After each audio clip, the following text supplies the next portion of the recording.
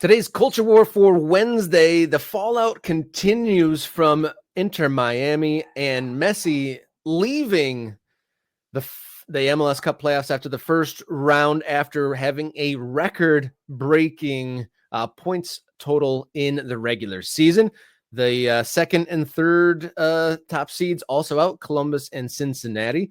In the second division in the USL Championship, Louisville ran away with the regular season, but they were knocked out in the first round as well, or previous to the final at the very least. Luke, should American soccer do away with playoffs? So many arguments for and against, right? What do you want to do, guys? What do you Americans, all Americans ever?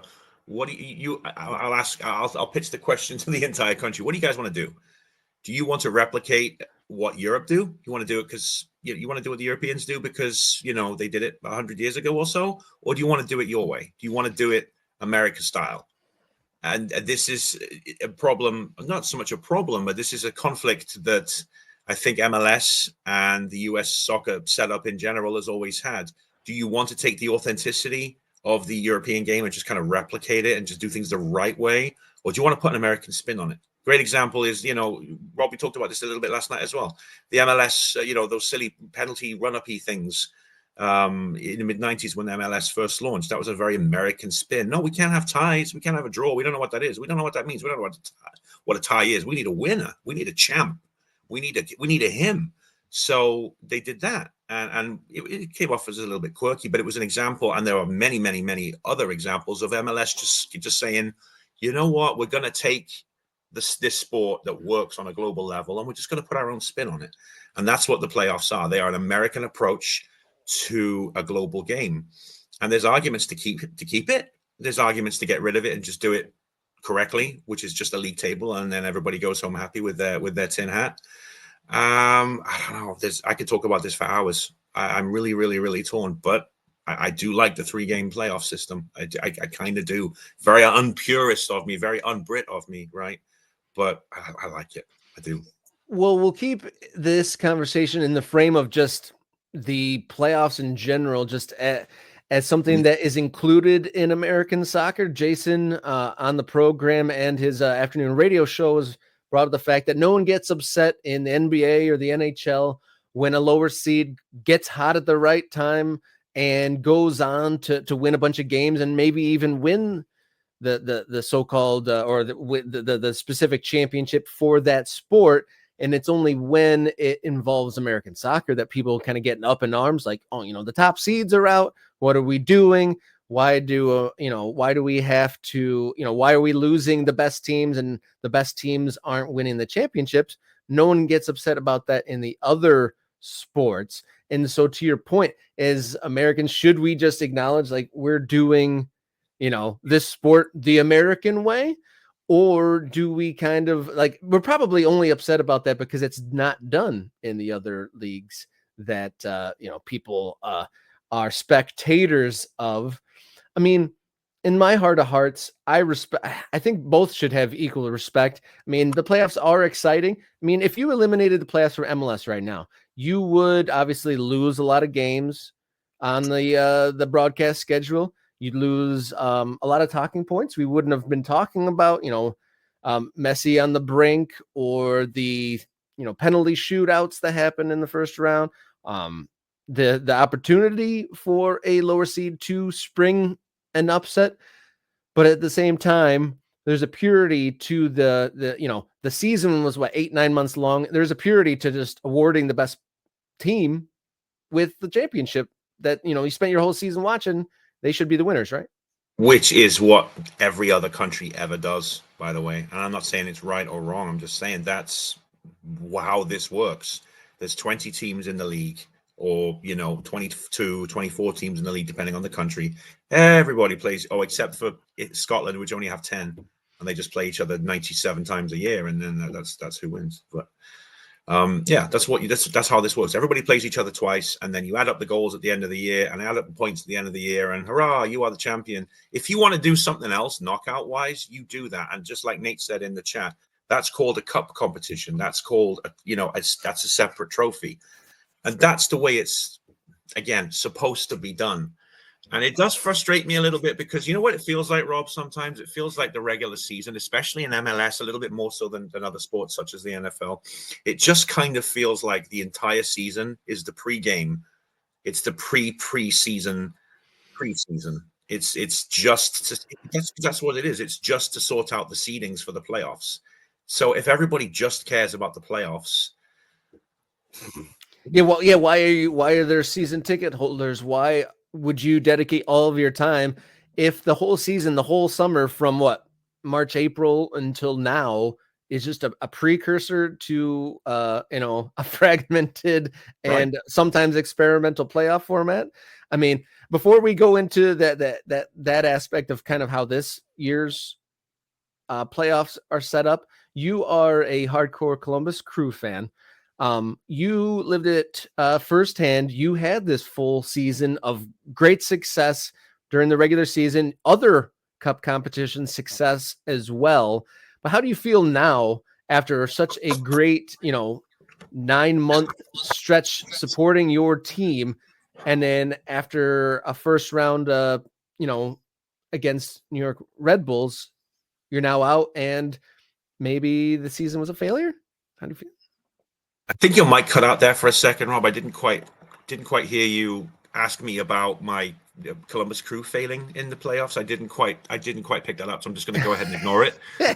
You No, had it me sucks. you No, had me check you had me checking I my know, my connections there, but I know. no, I didn't stutter. No, I didn't cut out.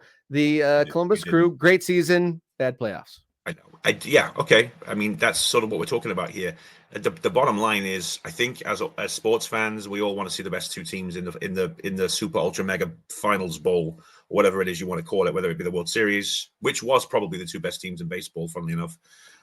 We want to see the best teams in the Super Bowl. We like the wild card runs. We like the Cinderella stories. We love the Gonzagas and what have you. But come on, man, we got to figure out a way just to get the two best teams in soccer, playing each other at the end for all the marbles. I mean, don't we? Isn't that what this is all about? And does a regular season that means nothing and then playoffs that mean everything kind of, do they solve that? Or does a league table really do that? I mean, does any system out there really exist where we know that the best two teams in X country are taking the big cup home at the end of it all?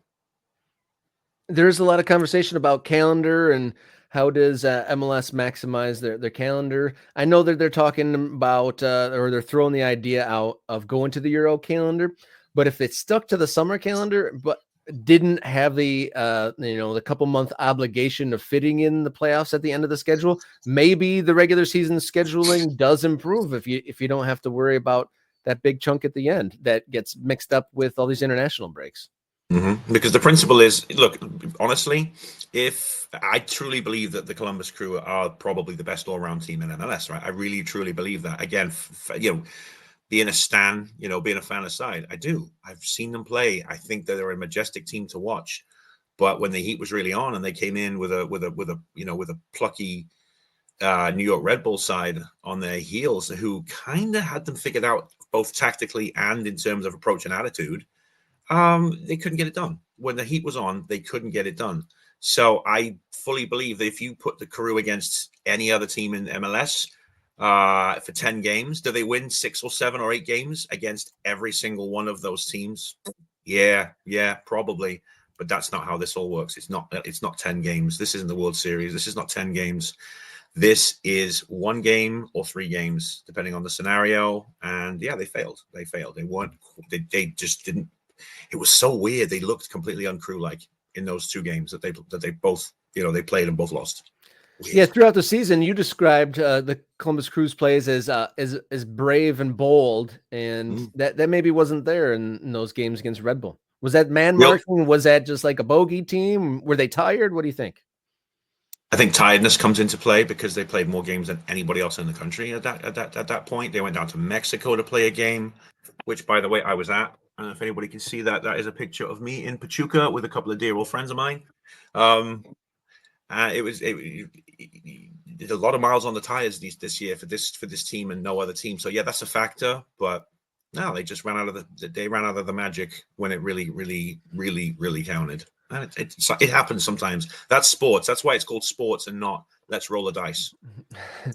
One of the public comments about playoffs that came out, Jordi Alba, legendary player that was amongst the Messi and friends for Miami, saying the playoffs didn't seem really fair. Maybe the top teams in each conference should play each other for the championship.